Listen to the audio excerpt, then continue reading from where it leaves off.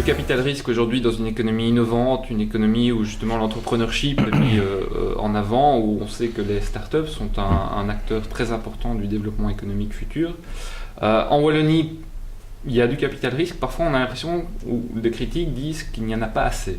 Quelle est votre vision sur cette question ? Alors, c'est un débat, je dirais, cornélien et qui est presque byzantin entre, d'une part, les entreprises bancaires, les entreprises financières, les entreprises de capital à risque, qu'elles soient publiques ou privées, qui disent « nous ne refusons jamais un bon dossier » et beaucoup, je veux dire, de porteurs de projets qui disent « on ne parvient pas à avoir les fonds suffisants ». Alors, je pense qu'il faut vraiment travailler et continuer à travailler sur cette question.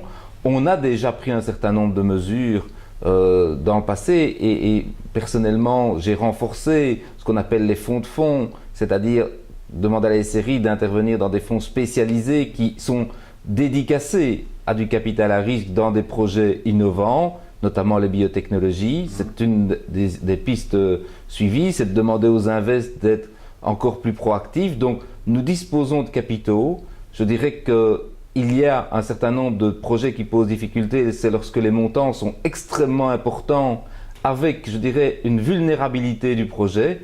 Nous savons que les nouvelles molécules, par exemple, posent un certain nombre de problèmes de financement, mais aussi qu'il y a beaucoup de risques que la molécule ne se révèle pas positive. Donc, c'est une question complexe. Et je rencontre très régulièrement tous les fonds de capital à risque privés pour leur demander d'être plus proactifs, de parfois prendre le risque d'échouer. Est-ce qu'on a avancé sur ce terrain-là justement ? Est-ce que vous avez le sentiment aujourd'hui que les opérateurs financiers, les opérateurs du capital risque en Wallonie vont dans cette direction que vous évoquez, de peut-être analyser le risque d'une façon différente ou avoir peut-être plus d'audace ? Je pense que la Wallonie a toujours des efforts à faire par rapport à d'autres régions où je dirais que la communauté socio-économique est plus solide.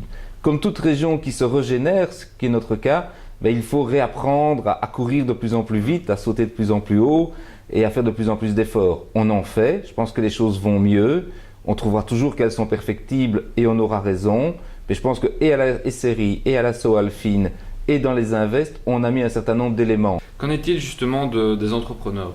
Aujourd'hui, ils ont parfois aussi tendance, et c'est quelque chose qu'on a analysé en Wallonie, à vouloir conserver le contrôle finalement de leur entreprise, finalement de ne pas ouvrir leur capital.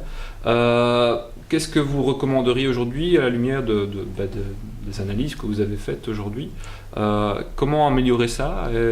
Est-ce qu'on est aussi dans un trend positif de ce point de vue-là, vous avez le sentiment ? Alors je pense qu'il faut vraiment essayer d'inoculer de manière globale la nécessité de croissance et qu'il faut arriver à apporter des solutions aux entreprises pour qu'elles puissent continuer à croître, à se développer et à faire en sorte qu'elles soient véritablement de réels acteurs économiques dans notre région. Et vous avez raison, à un certain moment, des entrepreneurs n'ayant pas les capacités financières de suivre le développement, je dirais, arrêtent de grandir pour des raisons qui ne sont pas strictement de nature économique, mais qui sont parfois personnelles. Il y a toute une culture et je dirais qu'il faut parvenir à parler, entrer en contact.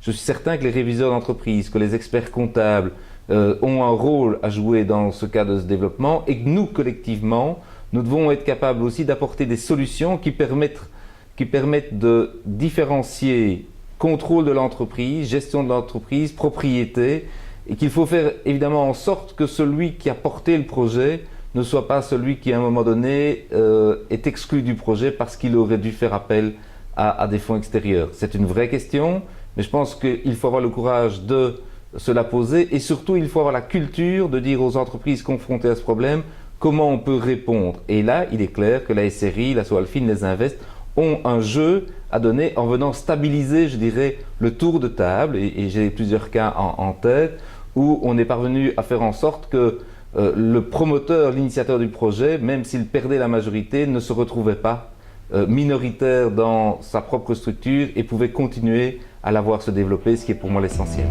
Merci beaucoup.